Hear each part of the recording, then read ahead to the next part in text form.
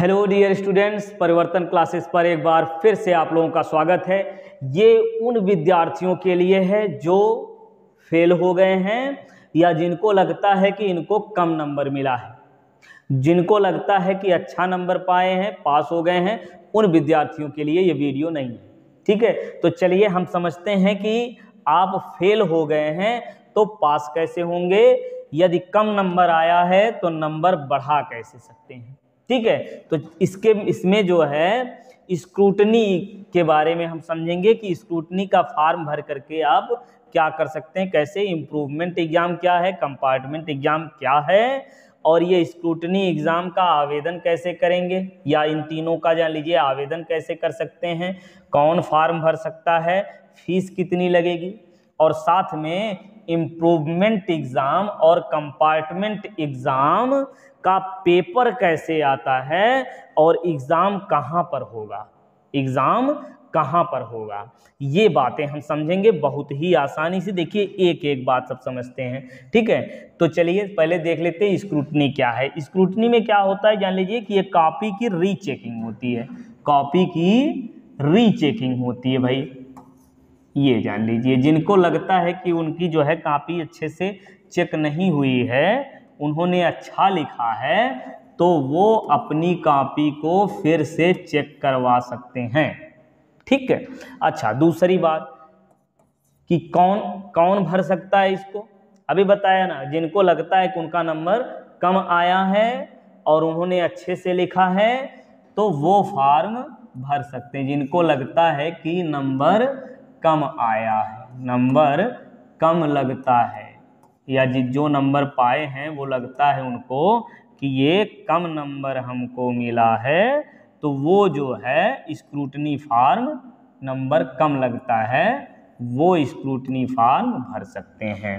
ठीक है, और फिर से कॉपी चेक करवाना चाहते हैं तो वो फॉर्म भर सकते हैं स्क्रूटनी का। ठीक है, अच्छा तो इसमें क्या होता है कि स्क्रूटनी में यदि फॉर्म आपने डाला तो कॉपी आपकी रीचेकिंग होगी। तो कॉपी कैसे चेक होगी ये भी समझ लीजिए ध्यान से। देखिए आपने यदि किसी सब्जेक्ट में आपने पाया है 20 नंबर, दूसरे सब्जेक्ट में आपका मिला है 15 नंबर, तो यदि इस सब्जेक्ट को आपको चेक करवाना है, रीचेकिंग करवानी है, तो उसमें क्या होता है कि पहले प्रश्न में कितना नंबर पाए हैं, दूसरे में कितना नंबर पाए हैं, तीसरे में कितना नंबर पाए हैं, तो ऐसे जोड़ा जाएगा।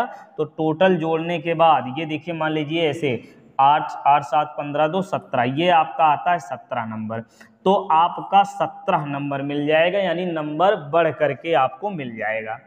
अच्छा, और ये नंबर जोड़ने के बाद अलग अलग यदि जितना नंबर आपको मिला है उतना नंबर ही जोड़ने पर आता है तो आपका जितना नंबर था उतने मिलेगा। इसमें नंबर कम नहीं होता है, घबराने की बात नहीं कि नंबर आपका कम हो जाएगा, जितना नंबर आया है उतना ही रहेगा, उससे ज़्यादा हो सकता है, कम नहीं होगा। और ज़्यादा में कितना ज़्यादा हो सकता है, तो ज़्यादा में कितना ज़्यादा हो सकता है इसको भी यहीं हम लिख दे रहे हैं कि देखिए ज़्यादा से ज़्यादा 2 नंबर बढ़ता है और कम से कम 2 नंबर बढ़ता है, ज़्यादा से ज़्यादा 7 नंबर, कम से कम क्या 0 नंबर भी तो हो सकता है। यदि आपका जोड़ने पर टोटल 15 आ रहा है तो टोटल 15 नंबर ही मिलेगा, यानी 0 नंबर भी बढ़ सकता है, यानी आपका नंबर नहीं भी बढ़ सकता। ऐसी भी स्थिति आ सकती है कि आपका नंबर ना बढ़े।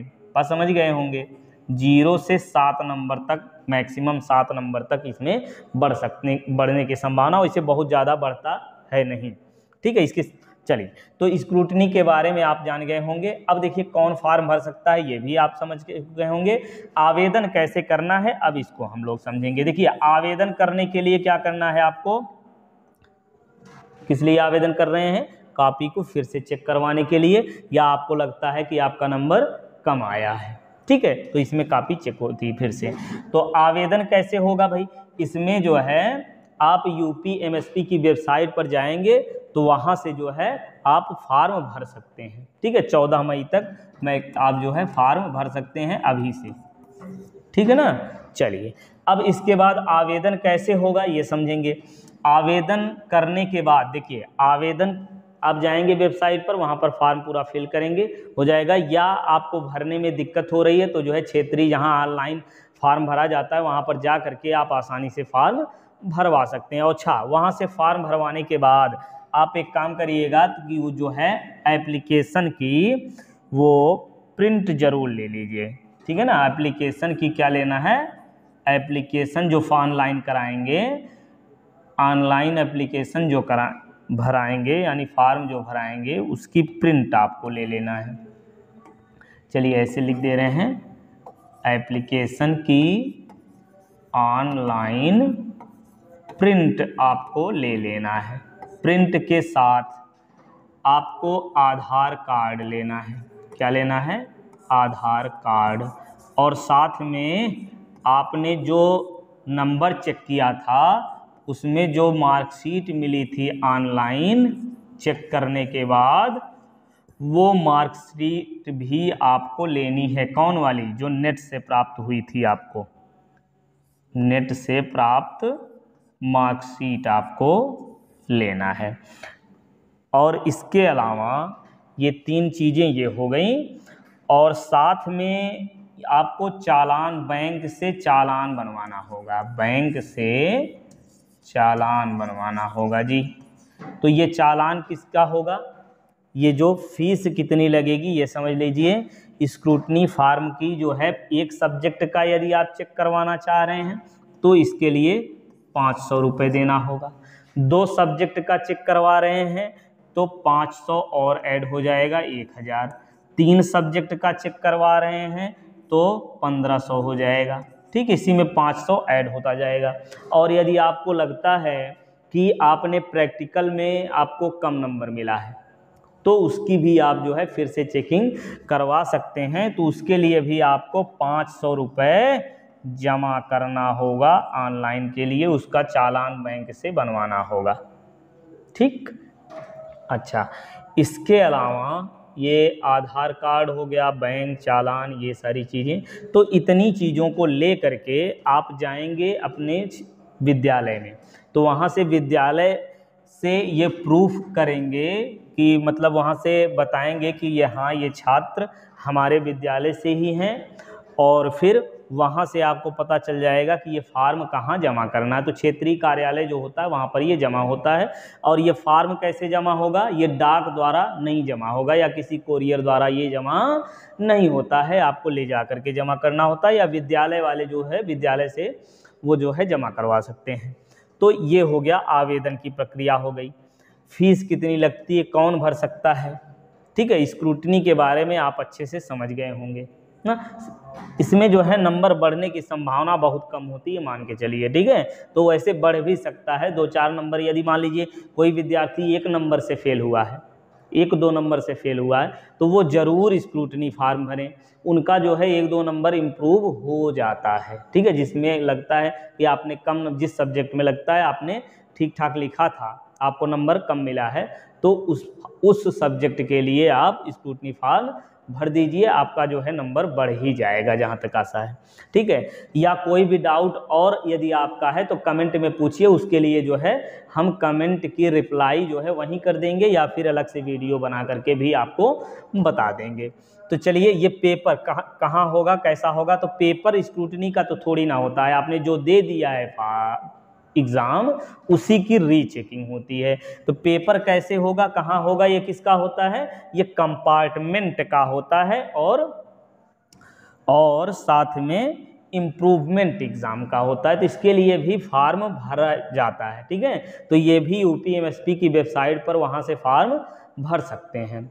जैसे कहते हैं ना कि यूपी बोर्ड एग्ज़ाम 2024 ना, आपने परीक्षा कौन सी दी थी, यूपी बोर्ड एग्ज़ाम 2024।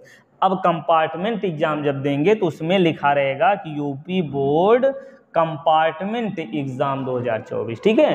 तो कंपार्टमेंट एग्ज़ाम के लिए जो है आप फार्म यूपीएमएसपी की वेबसाइट पर जाकर के दे सकते हैं। अच्छा, अब यहाँ समझेंगे कि कंपार्टमेंट एग्ज़ाम या इम्प्रूवमेंट एग्ज़ाम कौन देता है, कब देता है, क्यों देता है, ये समझिए। पहले अच्छे से क्रम से एक एक बात समझेंगे हम लोग। जैसे पहले समझ लेते हैं 10th क्लास के लिए। 10th क्लास के वे विद्यार्थी जो या 10th में हो या फिर 12th में हो, ठीक है, 10th में हो या फिर 12th में हो। चलिए दोनों बातें अलग अलग पहले ये समझ लेते हैं। तो यदि हिंदी में फेल है, यदि कोई विद्यार्थी हिंदी में फेल हो गया है तो उसको फेल माना जाता है, चाहे वो 10th क्लास का हो या फिर 12th क्लास का हो। हिंदी में फेल तो फेल, ठीक। इसके अलावा यदि एक सब्जेक्ट में फेल है, ये 10th क्लास का कोई विद्यार्थी एक सब्जेक्ट में फेल है तो उनको फेल नहीं, उनको पास माना जाता है, ठीक है। पास की सर्टिफिकेट उनको मिलती है। और यदि 2 सब्जेक्ट में फेल हैं, यदि 2 सब्जेक्ट में फेल हैं तो वो जो है कंपार्टमेंट एग्जाम दे करके पास हो सकते हैं, कंपार्टमेंट एग्जाम देकर पास हो सकते हैं, ठीक। चलिए अब 12th क्लास के बच्चों के लिए हम समझ लेते हैं। इसमें भी वही बात है, हिंदी में फेल हैं तो फेल। और यदि एक सब्जेक्ट में फेल है, एक सब्जेक्ट में फेल हैं तो इनको फेल माना जाता है। 12th क्लास में एक सब्जेक्ट में यदि फेल हैं तो वो फेल माना जाता है उनको, ठीक। वो कैसे पास हो सकते हैं? 12th क्लास में यदि एक सब्जेक्ट में फेल हैं तो वो कैसे पास हो सकते हैं? वो कंपार्टमेंट एग्जाम देंगे। क्या देंगे?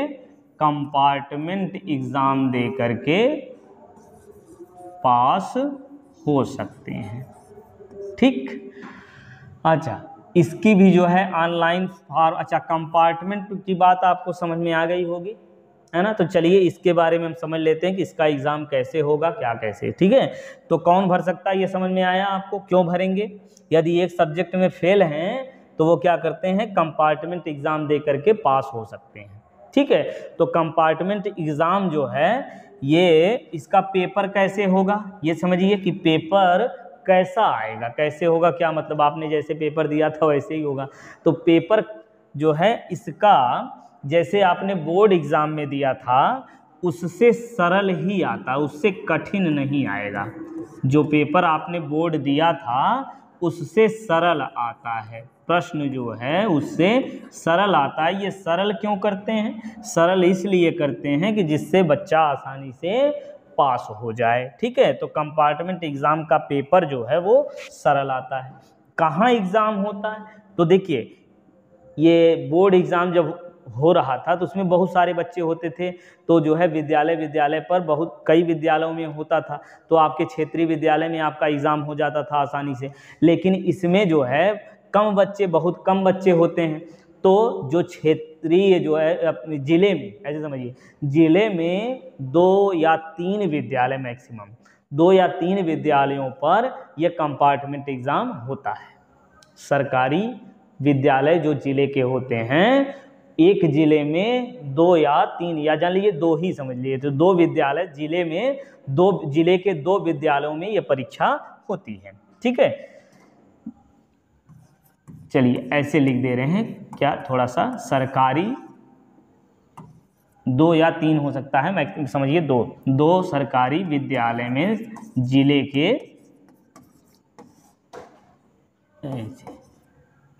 के 2 सरकारी विद्यालयों में 2 या 2, आपका एग्जाम तो एक ही में होगा, तो ज़िले में केवल 2 विद्यालय या 3 विद्यालय ऐसे होते हैं जहां पर एग्ज़ाम ये होता है, ठीक। कंपार्टमेंट एग्ज़ाम चाहे हाई स्कूल के लिए हो या फिर 10th क्लास के लिए ही हो, ये पेपर सरल आता है। ज़िले के सरकारी विद्यालय में ये पेपर होता है। बात समझ में आई है? अच्छा, इसके अलावा और क्या? इम्प्रूवमेंट एग्ज़ाम, देखिए समझिए, अब इम्प्रूवमेंट एग्ज़ाम कौन देगा? इम्प्रूवमेंट एग्ज़ाम वो विद्यार्थी देंगे जिनको लगता है कि इस सब्जेक्ट में मेरी तैयारी अच्छी थी या मैंने अच्छा लिखा था, अब अगर पेपर दूंगा तो मैं उससे अच्छा कर पाऊंगा, तो वो इम्प्रूवमेंट एग्ज़ाम देते हैं। तो इम्प्रूवमेंट एग्ज़ाम के लिए भी जो है आप इसी प्रकार से ऑनलाइन फॉर्म भरेंगे और भर करके इम्प्रूवमेंट एग्ज़ाम दे सकते हैं। तो इम्प्रूवमेंट एग्ज़ाम जब आप देंगे तो उसमें भी जो है पेपर सरल आता है और जिले के सरकारी विद्यालय में आपकी परीक्षा हो जाएगी और आप आसानी से पास हो सकते हैं या फिर अपना नंबर इंक्रीज करा सकते हैं। ठीक है, तो बात वही है कि ये इम्प्रूवमेंट एग्ज़ाम कौन देता है? जो विद्यार्थी देखिए फेल नहीं है, पास हो गए हैं, जो विद्यार्थी पास हो गए हैं और किसी एक सब्जेक्ट में या जिस सब्जेक्ट में वो चाहते हैं कि वो एग्ज़ाम फिर से दे करके फिर से पुनः एग्ज़ाम दे करके पुनः कंपार्टमेंट ये इम्प्रूवमेंट एग्ज़ाम दे करके अपना नंबर बढ़ाने के लिए एग्ज़ाम दे करके अपना नंबर फिर से बढ़वा सकते हैं। ठीक, तो यदि आप लोग जो है इम्प्रूवमेंट एग्ज़ाम का फॉर्म भरे हैं और किसी पर्टिकुलर सब्जेक्ट के लिए हाई स्कूल हो या इंटर का हो, तो किसी पर्टिकुलर सब्जेक्ट के लिए आप यदि हमसे तैयारी करना चाहते हैं तो बहुत ही आसानी से हम बता देंगे कि आप इतना पढ़ लीजिए और इस तरीके से पढ़ लीजिए तो आपकी तैयारी हो जाएगी और आप इम्प्रूवमेंट एग्ज़ाम या कंपार्टमेंट एग्ज़ाम आसानी से क्रैक कर जाएंगे। ठीक है, तो देखिए बात तो ये है ना कि फेल तो वही बच्चे हुए हैं जो एग्ज़ाम में लिख नहीं पाए हैं अच्छे से। तो लिख नहीं पाए तो कहीं ना कहीं आपका इंटरेस्ट पढ़ने में कम है, आप पढ़ने में कमज़ोर हो तभी तो फेल हुए, या दुर्भाग्यवश कोई अच्छा मतलब वो पढ़ने में ठीक था स्टूडेंट और जो है वो फेल हो गए, वो अलग बात है। लेकिन मैक्सिमम केस में तो यही होगा कि जो है वो बच्चा कमज़ोर होगा पढ़ने में या लापरवाही उसने किया है। तो इस वर्ष ही वो पास हो सकता है यदि वो चाहे तो ऐसे विद्यार्थियों को पढ़ाने के में जो है थोड़ा सा और अलग तरीके से पढ़ाना पड़ेगा, पूरा डिटेल शुरू से बताना पड़ेगा, बेसिक से शुरू करना पड़ेगा। तो आसानी से जो है बहुत ज़्यादा थोड़ी ना है, आपको एक सब्जेक्ट में यदि पास होना है तो एक सब्जेक्ट यदि आप तैयार करेंगे तो 1 महीना में 2 महीने में आप आसानी से तैयार कर पाएंगे। तो वैसे तो हमने डिटेल में हर बातें आपको बता दी हैं। यदि किसी भी प्रकार का डाउट है इसके बारे में तो आप कमेंट करिए, उसका जो है जवाब हम कमेंट में ही दे देंगे, वहीं रिप्लाई कर देंगे। और यदि ऐसा लगेगा कि वीडियो बनाना पड़े तो वीडियो भी अलग से बना देंगे, फिर से आपके जो क्वेश्चन रहेंगे उसके आधार पर। तो चलिए मेहनत करिए, एग्ज़ाम दीजिए, इसी वर्ष पास हो जाइए, ये मेरी जो है दिल से कामना है। चलिए पढ़ते रहिए, स्वस्थ रहिए, मस्त रहिए, मिलते हैं नेक्स्ट वीडियो में।